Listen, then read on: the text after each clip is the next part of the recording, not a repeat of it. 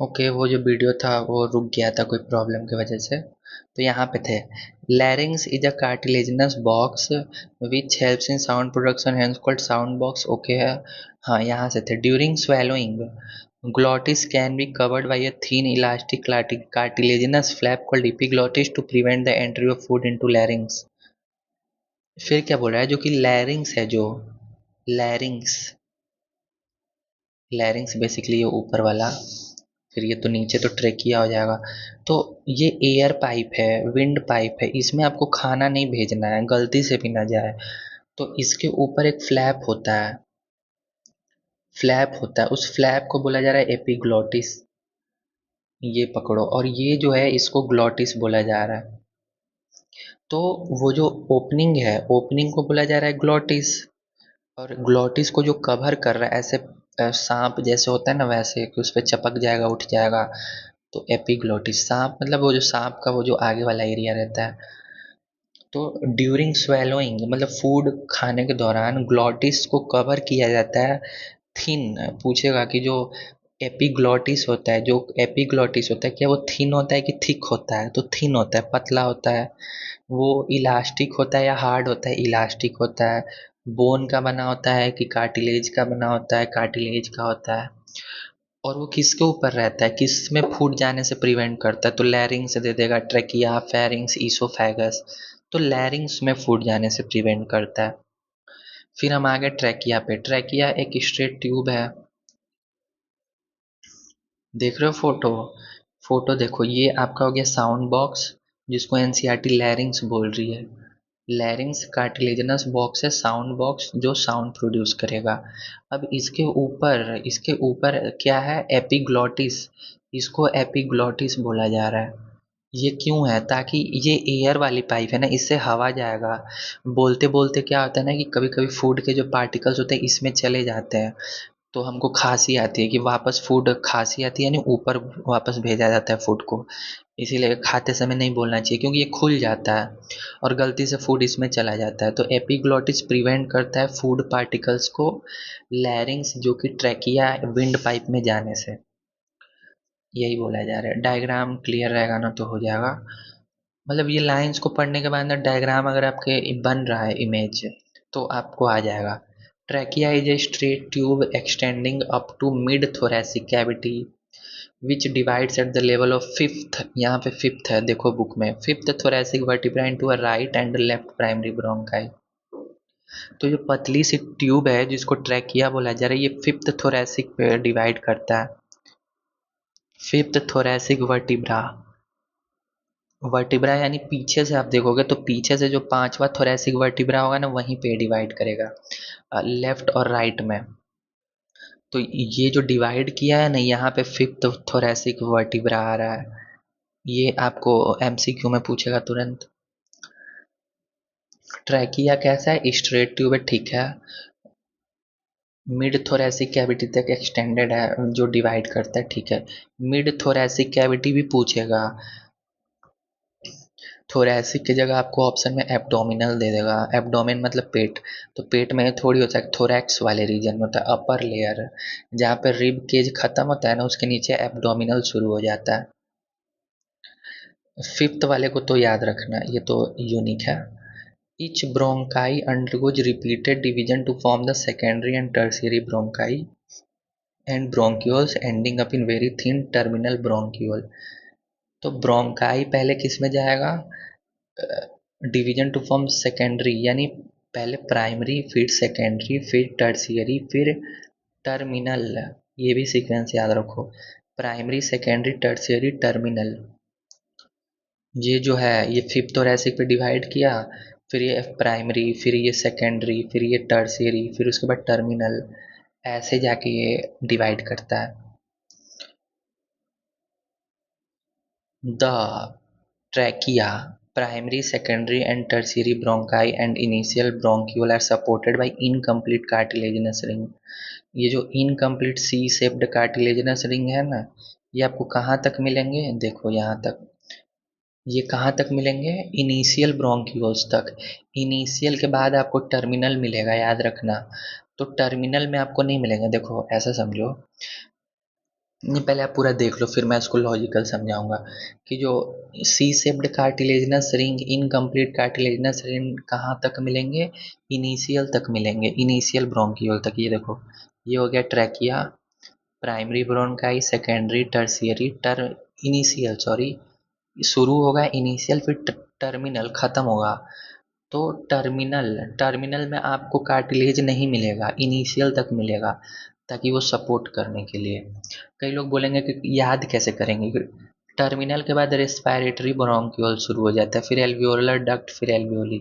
तो टर्मिनल वाला जो पार्ट है ना, यहीं से अब एल्वियोली, मतलब अब गैस का एक्सचेंज शुरू हो जाता है। तो अगर, क्या इनिशियल ब्रोंक्यूल से गैस का एक्सचेंज होगा? नहीं होगा। क्यों? क्योंकि यहाँ पे कार्टिलेज है ना, कार्टिलेज से कैसे होगा? आपको तो ब्लड वेसल वाली बाउंड्री चाहिए। तो टर्मिनल से शुरू हो जाता है, ऐसे याद रखना। फिर क्या है, each terminal bronchiole give rise to a number of very thin, अच्छा एल्वियोली के लिए बात हो रहा है, thin irregular wall vascularised bag like structure called alveoli. देखो एनसीईआरटी में टर्मिनल के बाद रिस्पायरेटरी और एल्वियोलर डक्ट नहीं दिया, डायरेक्टली एल्वियोली दिया है। तो एल्वियोली क्या है, एल्वियोली में आपको थिन मिलेगा, पहले पतला लेयर होता है। और क्या दिया है, बैग होता है, बैग कैसा, वैस्कुलराइज्ड, यानी बहुत सारे ब्लड वेसल आपको मिलेंगे। क्यों ब्लड वेसल मिलेंगे? ताकि ब्लड को ले आएंगे, ले जाएंगे, तभी तो ब्लड में जो O2 और CO2 डिजॉल्व होते हैं वो आएंगे मैक्सिमम। तो वैस्कुलराइज्ड बैग हो जाएगा सबसे ज़्यादा। इर्रेगुलर वॉल है, एल्वियोली है लेकिन वो इर्रेगुलर वॉल है, कोई रेगुलर नहीं है। The branching network of bronchi, bronchioles and alveoli comprise the lungs, ठीक है। We have two lungs which are covered by double layered pleura, दो लेयर तो होंगे ही भाई, जिसको प्लूरा बोलोगे। इनमें फ्लूइड होगा with pleural fluid between them, ठीक है। It reduce friction, friction fluid है तो फ्रिक्शन हटाएगा on the lung surface. Outer pleural membrane is close contact with the thoracic, रुको पहले आप फोटो देखो। ये जो हार्ट है, हार्ट यहाँ पे है, ऐसे दिखाया गया है। तो लेफ्ट, तो ये वाला जो लंग है ये राइट लंग है और ये लेफ्ट लंग है। अब आप सोचोगे ऐसा कैसे, लेफ्ट तो हमारा ये है। नहीं, इसको, इसमें उल्टा होता है। आप इसको, आप स्क्रीन को अपनी तरह रख के देखोगे तो लेफ्ट और राइट पलट जाएगा। तो ये जो लेफ्ट लंग है, तो ये देखो लेफ्ट लंग पहले तो अंदर से धंसा हुआ है थोड़ा, ये वाला राइट वाला एकदम प्लेन है। लेफ्ट लंग थोड़ा सा हार्ट है, तो ये लिखा नहीं है लेकिन ये आपको नोटिस करना है। फिर क्या दिया हम लोग को पास, फिर ये जो ट्यूब है, ये ट्यूब को हम लोगों ने बोला है डायफ्राम, डायफ्राम है, ठीक है। डायफ्राम बाय डिफ़ॉल्ट देख लो कैसा शेप में रहता है, बाय डिफ़ॉल्ट ये ऐसा शेप में रहता है। फिर बाद में हम लोग देखेंगे कि अगर इसमें हवा जाएगा तो ये फूलेगा ना जब, तो डायफ्राम ऐसा हो जाएगा। तो बाय डिफ़ॉल्ट ये डोम शेप होता है, डोम शेप। डोम शेप का क्या मतलब है, जैसे जो ताजमहल है तो ताजमहल का जो पीक वाला है तो ये क्या है, डोम शेप है, उससे आया है, मतलब वैसा शेप होता है। पहाड़ जो होते हैं डोम शेप में होते हैं, तो ये डोम शेप है। और बाय डिफ़ॉल्ट वाला है, और जब कॉन्ट्रैक्ट करेगा तो प्लेन हो जाएगा, स्ट्रेट, ठीक है। अब एल्वियोली के बारे में क्या लिखा है कि थिन है, ठीक है, इर्रेगुलर वॉल है, वैस्कुलराइज्ड बैग लाइक स्ट्रक्चर है, हो गया है। फॉर्म आफ्टर टर्मिनल ब्रोंक्यूल, ये भी है। टर्मिनल ब्रोंक्यूल के बाद अब मेन चीज आएगा, क्या आएगा, एल्वियोली। टर्मिनल में क्या आपका सी शेप्ड कार्टिलेजिनस रिंग होगा? नहीं होगा, इससे पहले जो इनिशियल होगा, इनिशियल तक ही कार्टिलेजिनस रिंग होगा। ये भी आपको क्वेश्चन में पूछेगा भर भर के। प्लूरल फ्लूइड आपको दिखाया गया है कहाँ पे है, ये वाली जो लेयर है, ये वाली जो लेयर है इसके बीच में आपको प्लूरल फ्लूइड मिलेगा, ओके। ब्रोंक्यूल देख लो, प्लूरल मेम्ब्रेन, ये जो दो मेम्ब्रेन है, इनर वाली और आउटर वाली। ट्रैकिया तो हम लोगों ने देख ही लिया कि पांचवें थोरैसिक वर्टिब्रे पे डिवाइड करेंगे, लेफ्ट और राइट प्राइमरी ब्रोंक्यूल में। लैरिंग्स को कार्टिलेजिनस बॉक्स बोला जाता है, मतलब ये है, साउंड बॉक्स बोला जाता है, साउंड प्रोड्यूस। एपिग्लोटिस कैसा होता है, थिन होता है, इलास्टिक होता है और कार्टिलेज का बना होता है, ये याद रखना। प्लूरा क्या है? Double layered with plural fluid between them. Lungs का जो सरफेस होता है वो प्लूरा होता है, प्लूरा बोलते हैं डबल लेयर्ड। और हार्ट का होता है तो कार्डियम, हार्ट में डबल लेयर पेरिकार्डियम। तो ऑप्शन में पेरिकार्डियम आएगा और प्लूरा आएगा, तो प्लूरा ट्रिक करना है। Okay. Outer pleural membrane contact with thoracic lining, inner pleural membrane contact with lung surface. ये जो इनर वाला है, इनर इनर देखो जूम करो, ये जो इनर वाला है ये वाला इनर है और ये आउटर है। तो इनर वाला लंग्स के कांटेक्ट में है, आउटर वाला थोरैक्स जो रीजन है उसके कांटेक्ट में है, रिब्स के। क्लियर है? अभी ये तो वही जो ब्लर है, अगर दिख नहीं रहा होगा तो ये वही है, शॉर्ट नोट बनाया, थोड़ा देख ही लो, ब्लर है तो क्या हुआ। यही इसी का कंटेंट है। एक्सटर्नल नॉस्ट्रिल सबसे पहले आएगा, तो एक्सटर्नल नॉस्ट्रिल नेसल पैसेज के थ्रू नेजल चैम्बर में खुलेगा। फिर नेजल चैम्बर कहाँ खुलेंगे? फेरिंग्स में। फेरिंग्स का क्या था कि कॉमन पैसेज है फूड और एयर के लिए। फिर लैरिंग्स में खुलेगा फेरिंग्स, लैरिंग्स में खुलेगा और लैरिंग्स के ऊपर ही आपको क्या मिलेगा? ये ऐसे मैंने बनाया है इपिग्लोटिस ग्लोटिस। इपिग्लोटिस को थिन इलास्टिक कार्टिलेजिनस फ्लैप बोला है। क्या करेगा ये? एंट्री ऑफ फूड को प्रिवेंट करेगा लैरिंग्स में, क्योंकि हवा वाली पाइप पे फूड नहीं जा सकता। फिर जो ट्रैकिया होगा वो fifth structure up to mid thoracic cavity पर है और फिफ्थ थोरेसिक कैविटी पे डिवाइड किया। वही है, थोड़ा सा फोटो लेने में ब्लर हो गया है, कोई नहीं। और अभी हम लोग देखेंगे आगे कंडक्टिंग जोन। कंडक्टिंग जोन का क्या मतलब है? जो एयर को कंडक्ट करेगा, इस पैराग्राफ में नहीं है, नेक्स्ट वाले में एयर को कंडक्ट करेगा। फिर आएगा रेस्पिरेटरी जोन, जहाँ पे मेन काम होगा। मतलब ये वाला जो पैसेज है इसमें हवा मतलब इसमें ऑक्सीजन है, ठीक है। तो ऑक्सीजन कब जाएगा ब्लड वेसल तक? कब जाएगा? एल्वियोली जाएगा। तो ये वाला जो पाथ है कंडक्टिंग पाथ है, कहाँ से कहाँ तक है? नेजल नेजल चैम्बर से लेके और टर्मिनल ब्रोंकियोल तक, ये पकड़ो आप। टर्मिनल ब्रोंकियोल तक कंडक्टिंग जोन है और इनिशियल ब्रोंकियोल तक आपका सी शेप्ड कार्टिलेजिनस रिंग है। यहाँ पे बहुत कंफ्यूजन होता है। कंडक्टिंग जोन आपका कहाँ है? एक लेयर नीचे ही है, जहाँ पे टर्मिनल, टर्मिनल मतलब टर्मिनेट। अब इसके बाद तो जो आएगा वो वहाँ से अब ऑक्सीजन एक्सचेंज करेगा। लेकिन C shaped incomplete cartilaginous ring, incomplete cartilaginous ring कहाँ तक है? वो इनिशियल तक है, इससे पहले तक। वो नेक्स्ट पैराग्राफ में है, जब देखेंगे तो क्लियर हो जाएगा। लास्ट लाइन क्या है? The outer pleural membrane in close contact with thoracic lining, देखो ये फिर ब्लर है, whereas the inner pleural membrane is in contact with lung surface. Clear है? अब आ गया the part starting with the external nostril up to terminal bronchioles constitute the conducting part. Nostril से लेके कहाँ तक? टर्मिनल ब्रोंक्यूल तक। Terminal bronchiole ये क्या है? कंडक्टिंग वाला पाथ है कि यहाँ से ऑक्सीजन और CO2 आएंगे जाएंगे। टर्मिनल के बाद तुरंत एल्वियोली आ जाएगा, तो एल्वियोली क्या हो जाएगा? Where are the alveoli and alveolar ducts, book देखो, फॉर्म द रिस्पायरेटरी या exchange part of respiratory system.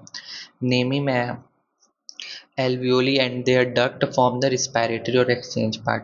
तो एल्वियोली और उनके जो डक्ट हैं वो रिस्पायरेटरी पार्ट है, और एल्वियोली को छोड़ के जो उसके ऊपर है टर्मिनल, टर्मिनल से लेके पूरा नोज तक, वो कंडक्टिंग पार्ट है। कंडक्टिंग पार्ट क्या करेगा? ट्रांसपोर्ट करेगा एटमॉस्फेयर को एल्वियोली तक, क्लियर करेगा फॉरेन पार्टिकल से, हेयर्स होते हैं। अगर हवा गर्म है तो ह्यूमिडिफाई करेगा, ठंडा है तो नॉर्मल करेगा। And also bring the air to body temperature, ये सब काम करेगा। क्योंकि हम लोग गर्मी में अगर गर्म हवा ले लिए तो बॉडी टेम्परेचर तक मेंटेन करेगा, क्योंकि एल्वियोली अगर हीट आएगा तो डैमेज हो सकता है ना, may be. Exchange part is the site of actual diffusion of O2 CO2, यानी एल्वियोली को बोल रहा है, between blood and atmospheric air. O2 और CO2 ब्लड और एयर में एल्वियोली में एक्सचेंज होंगे, तो एल्वियोली को एक्सचेंज पार्ट बोला गया है। अब लंग्स का लोकेशन का बात हुआ है। The lungs are situated in the thoracic chamber, which is anatomically and airtight. Anatomically मतलब उसकी बनावट ही हुई है, जो भगवान है गॉड, उन्होंने ऐसा बनाया ही है कि वो एयर टाइट चैम्बर है, कहीं से एयर लीक नहीं हो सकता उसमें। Air leak not possible. वो आपका नोज ही है जो पूरा चीज करता है, वहीं से बस उसमें हवा जाएगी। The thoracic chamber is formed dorsally. Dorsally मतलब आपका बैक, पीठ, जहाँ आपकी रीढ़ की हड्डी है, वर्टिब्रा। वर्टिब्रा है ना। चेयर पे बैठे हो तो जो पीछे वाला हिस्सा है उस उधर क्या है, वर्टिब्रल कॉलम है, ठीक है। वेंट्रली यानी आगे, स्टर्नम। स्टर्नम कैसी, जो बीच वाली हड्डी है। रिबकेज है ना, वो रिबकेज जब है तो जो बीच वाली हड्डी उसको स्टर्नम बोला जा रहा है। तो आगे से तो स्टर्नम है, पीछे से वर्टिब्रल कॉलम है, लेटरल रिब्स है, रिब्स अप सराउंड करेंगे, और नीचे से क्या है, डोम शेप्ड डायफ्राम, फोटो में दिखाया था अभी। The anatomical setup of lungs in thorax is such that any change in volume of thoracic cavity will be reflected in lung cavity। ये लाइन आपको पूछेगा और क्या करेगा बताएं। जो एनाटॉमिकल सेटअप है लंग्स का थोरैक्स में, कैसे है कि अगर आप थोरैसिक कैविटी को चेंज करोगे तो पल्मोनरी कैविटी चेंज हो जाएगी। ये दोनों लाइन को इंटरचेंज कर देगा। पल्मोनरी की जगह थोरैक्सिक रख देगा, थोरैसिक की जगह पल्मोनरी। इसका मतलब थोरैसिक कैविटी का क्या मतलब है कि अगर आप वॉल्यूम को चेंज करोगे, वॉल्यूम बढ़ाओगे तो प्रेशर घट जाएगा, तो प्रेशर घट जाएगा तो एयर एंटर कर जाएगा। मतलब आप सांस लोगे, देखो समझना तो है ही। ये जो आपका थोरैसिक कैविटी है, इसका एक फिक्स वॉल्यूम है। अब हम क्या करेंगे कि इसमें चेंज कर देंगे। तो चेंज कैसे करेंगे, तो जो रिप्स है ना इसको सीधा कर देंगे। तो जो एडिशनल आया, इससे वॉल्यूम बढ़ गया। वॉल्यूम बढ़ गया। अब पता है वॉल्यूम बढ़ेगा तो प्रेशर घटेगा, प्रेशर घटेगा, इन्वर्स है। तो अंदर प्रेशर लो हो गया, अंदर प्रेशर लो हो गया तो एयर बाहर से एंटर कर जाएगा। तो पल्मोनरी कैविटी में चेंज हो गया ना। अगर थोरैक्स में आप चेंज कर रहे हो, थोरैसिक कैविटी को आप चेंज कर रहे हो, तो पल्मोनरी कैविटी की चेंज हो रही है। वही लिखा है कि अगर आप इसको इस वाले एरिया में छेड़छाड़ करते हो, सांस लेके इसको नीचे करके, रिब्स को ऊपर करके, यानी वॉल्यूम बढ़ाते हो कैसे भी, तो प्रेशर घटेगा और पल्मोनरी इसके थ्रू एयर आ जाएगा अंदर। कहाँ गया। Such an arrangement is essential for breathing as we cannot directly alter the pulmonary volume। Pulmonary volume यानी लंग्स के अंदर का वॉल्यूम, लंग्स के अंदर का वॉल्यूम, लंग्स के अंदर के वॉल्यूम को आप चेंज नहीं कर सकते। तो आप किसको करोगे, आप थोरैक्सिक जो वॉल्यूम है उसको चेंज करोगे। उसको चेंज करने के लिए आप क्या करोगे, उसको चेंज करने के लिए ये जो ऊपर रिब्स लगे इसको ये रिब्स को उठा दोगे। सांस लेते हो तो ऊपर आ जाता है, और इसको आप नीचे कर दोगे, लंग्स तो अभी भी उतना ही है। मतलब हमारे हाथ में ये जो पिंक कलर का चीज़ है ना, इसको चेंज करने की औकात नहीं है। लेकिन ये जो डायफ्राम है इसको हम लोग चेंज कर सकते हैं। जो रिब्स लगे उसको हम लोग ऊपर कर सकते हैं। तो इसको हम लोग ऐसे करेंगे तो जगह एडिशनल आएगा, इसमें लंग्स एक्सपेंड करेगा हवा लेके, तो एयर अंदर आ गया, ये कहना चाह रहा है। ये वाले हमारे हाथ में नहीं है, लेकिन ये जो एडिशनल पार्ट है और जो रिप्स जो हम लोग उठाते हैं सांस लेने के वक्त, अप एंड डाउन करता है, वो भी हमारे हाथ में है। आप चाहो को तो लंग्स को फुला लो, तभी फूलेगा जब आप सांस लोगे, जब आप रिप्स को एक्सटेंड करोगे तभी।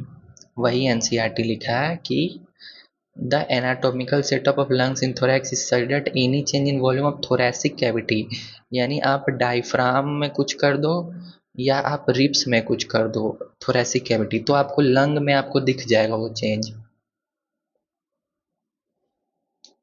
पल्मोनरी वॉल्यूम को चेंज करने के लिए हम थोरैसिक वॉल्यूम चेंज करते हैं।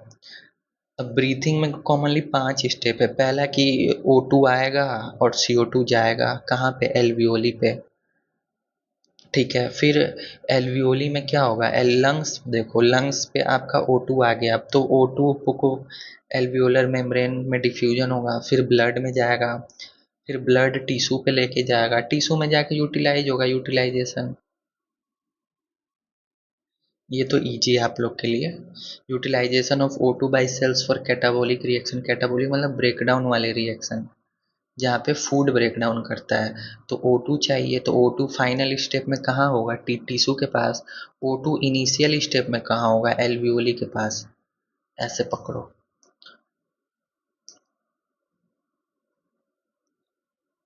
फिर डिफ्यूजन दो बार हुआ है, एक बार डिफ्यूजन हुआ है एल्वियोली पे, फिर एल्वियोली से ब्लड से आया, फिर ये टिश्यू पे हुआ है।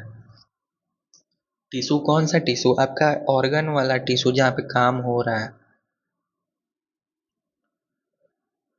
आई होप अब क्लियर है। एक फाइनल देख लेते हैं, फिर हम नेक्स्ट वीडियो से मैकेनिज्म देखेंगे, लेकिन अभी थोड़ा सा एक बार और देख लेते हैं। लंग्स कैसे है, situated in thoracic chamber, air tight chamber है लंग्स का। थोरेसिक वॉल्यूम को आप चेंज कर दो, लंग कैविटी का वॉल्यूम चेंज हो जाएगा। अब समझा दिए। थोरेसिक जो चैम्बर है वो किधर है, डॉर्सियल यानी पीछे के साइड। कौन सा है, रीढ़ की हड्डी, वर्टिब्रल कॉलम है पीछे के साइड। आगे के साइड क्या है, आगे के साइड स्टर्नम है, ठीक है। लेटरल साइड वाइज क्या है, रिब्स है। बिलो क्या है, डायफ्राम है। एक्सचेंज पार्ट और रिस्पायरेटरी पार्ट में क्या है, एल्वियोली हो जाएंगे। रिस्पायरेटरी पार्ट में एक्चुअल डिफ्यूजन होगा, site of actual diffusion of O2 and CO2 between blood and air. ये ब्लरी एक्चुअली में, आप लोग का क्वालिटी सही होगा मे बी। कंडक्टिंग पार्ट में क्या होगा, ट्रांसपोर्ट, ट्रांसपोर्ट एयर। कैसे, नॉस्ट्रिल से लेके टर्मिनल ब्रोंकियोल तक। कंडक्टिंग पार्ट में और क्या होगा, अगर कोई फॉरेन पार्टिकल्स आ जाते हैं तो उसको क्लियर करेगा, अगर हवा को ह्यूमिडिफाई करेगा, बॉडी टेम्परेचर को हवा तक लाएगा, bring to the air to body temperature, ऐसे। अब यहाँ तक आई होप आपको क्लियर हो गया होगा, ये लाइन थोड़ा हार्ड था वो भी समझा दिया। नेक्स्ट वीडियो में हम लोग मैकेनिज्म देखेंगे।